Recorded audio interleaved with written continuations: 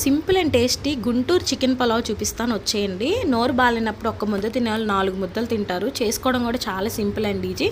4 table spoons of oil and 2 table spoons of నెయ్యి వేసుకున్నాను. Onions ఎర్రగా వేగిన తర్వాత ఇంట్లో ప్రిపేర్ చేసుకున్న అల్లం పేస్ట్ వేసుకోవాలి. 4 టమాటాలు స్ట్రైట్గా కట్ చేసుకోవాలి. 1/2 కేజీ చికెన్ తీసుకున్నాను అనమాట నేను. దీనిలో ఇంట్లో ప్రిపేర్ చేసుకున్న ధనియాలు, చెక్క, లవంగాలు, మిరియాలు ఇవన్నీ ఫ్రై చేసుకొని పెట్టుకున్న స్టార్ అనాస్, ఇవన్నీ బిర్యానీ ఆకు, అది 2 టేబుల్ స్పూన్స్ ఆఫ్ వేసుకున్నాను. కారం మేము ఎక్కువ తింటాం కాబట్టి 3 టేబుల్ స్పూన్ వేసుకున్నాను.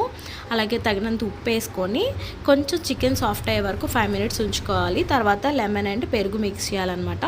2 గ్లాసెస్ ఆఫ్ రైస్కి 4 గ్లాసెస్ ఆఫ్ వాటర్ని వేసుకున్నాను. ఇలా కొంచెం పొగ్గు రాగాలని సిమ్లో పెట్టేసి పైన పాట్ పెట్టండి. చాలా సింపుల్గా అయిపోతుంది. దీనిలో కర్రీస్ కూడా అవసరం లేదు. గోంగూరతో సర్వ్ చేసుకుంటే అద్దిరిపోతుంది అనమాట.